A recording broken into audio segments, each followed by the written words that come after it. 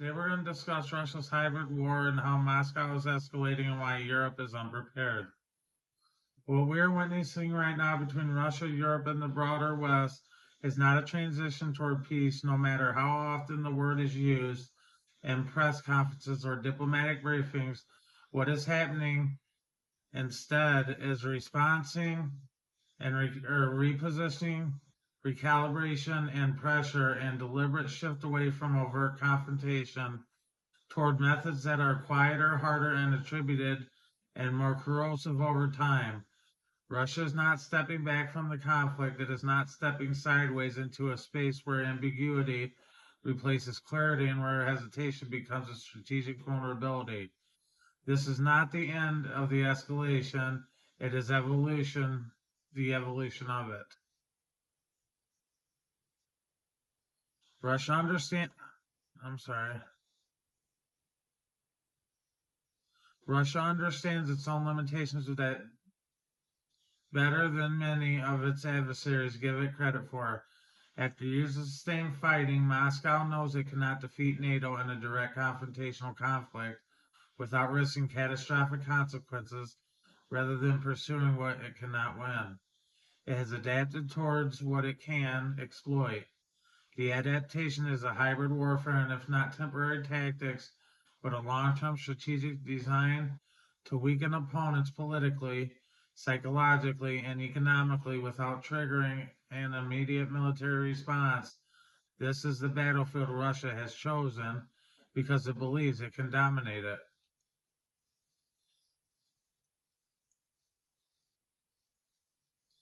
Hybrid warfare thrives in the gray zone between war and peace, where definitions are contested and responses are delayed. It operates in gaps between legal frameworks, alliance, political, and public perception. Russia uses this space to apply constant pressure while maintaining plausible deniability.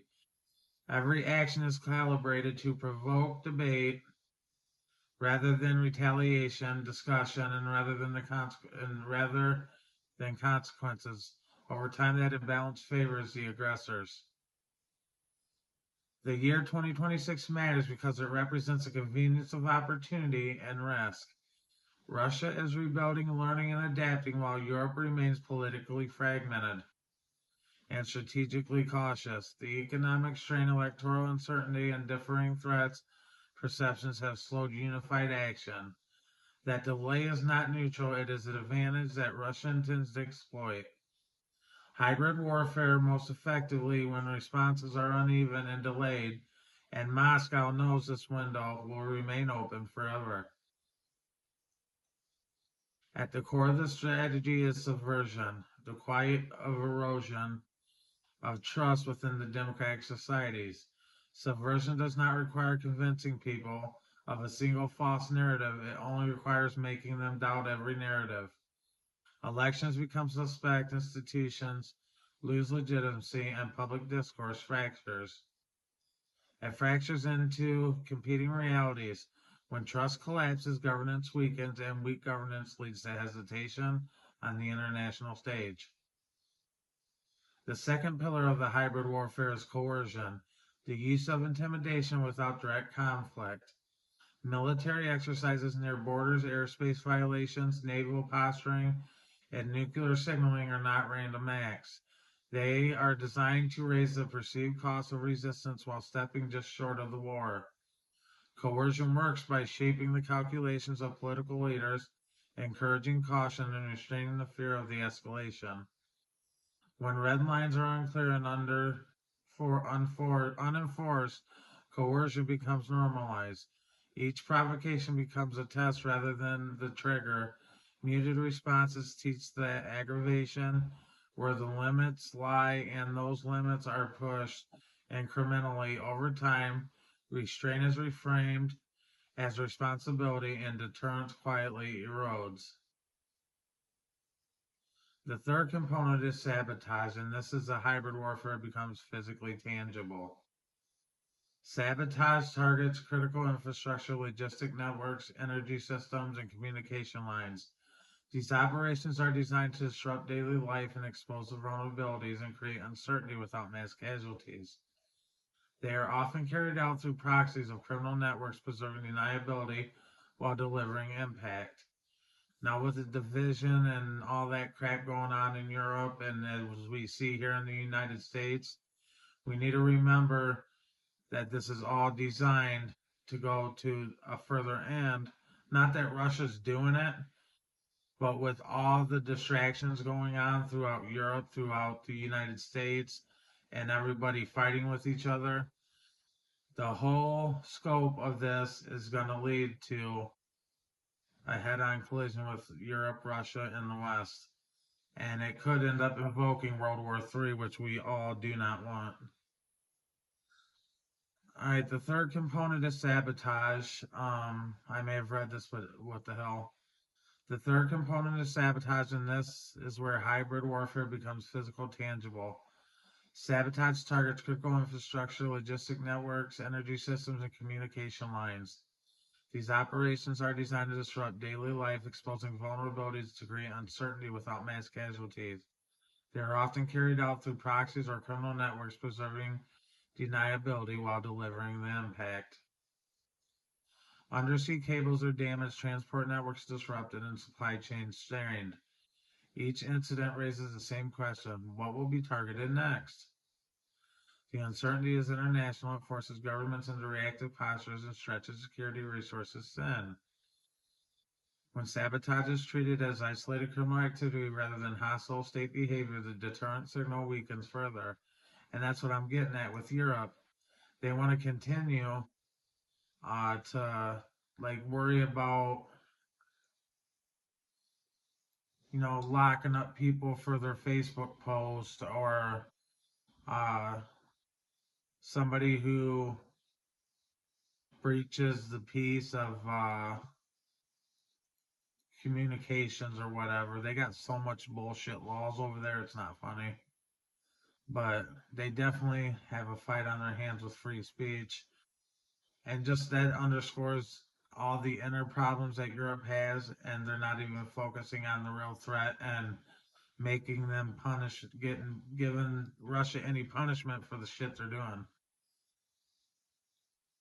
These elements do not operate independently. Subversion weakens cohesion, sabotage demonstrates capability, and the coercion deters the response. Together they form an integrated strategy designed to keep Europe off balance. Russia does not need to win decisively, it only needs to outlast, outmaneuver, and outpace the political will. Europe's greatest vulnerability is not its lack of resources or power, it's inconsistency. It's inconsistency, which is a different threat. These divisions deliberately understanding the unity is harder than sustained under constant low-level stress. As we move deeper into 2026, the question is not whether hybrid warfare will continue, but whether it will be challenged meaningfully. Will Europe actually challenge Russia against doing it? Statements without action reinforce in belief that disruption is tolerable. Each delay sends a signal, and the signal will shape Russia's behavior. Now, as I bring this to a close, it is important to step back and understand what is truly at stake. This is not about predictable catastrophe or manufacturing fear. It is about recognizing a strategic environment that has already changed. Hybrid warfare works precisely because it feels manageable, because each incident seems insufficient to justify escalation on its own. The gradualism is the danger. Deterrence does not collapse in a single moment, it erodes quietly through normalization. Each unpunished act becomes precedent. Each unanswered provocation recalibrates expectations. Eventually, the cost of restoring credibility becomes far higher than the cost of defending it early. History shows us this pattern repeatedly, even when to prefer believe this time will be different.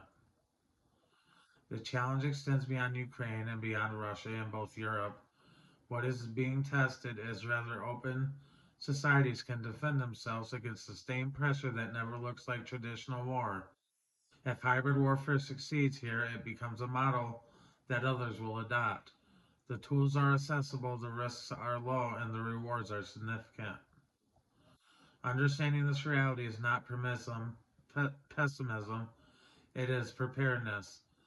Clarity is not escalation, it is deterrence. The coming years will be defined not by the absence of conflict, but by the new society's response to pressure that hides behind ambiguity. The choice made now will shape not just security policy, but credibility itself. Hybrid warfare thrives in silence, distraction, and delay. It weakens resolve by convincing people that nothing decisive is happening, but something is happening steadily and deliberately. The question is whether it is recognized in time. That is where I will leave this now, that the alarm not with certainty but with clarity. The future of European security will not be decided by dramatic moments alone, but by how serious this quieter war is understood and confronted in a history that will not ask whether warning signs were visible, only whether they were acted upon. Thank you and goodbye.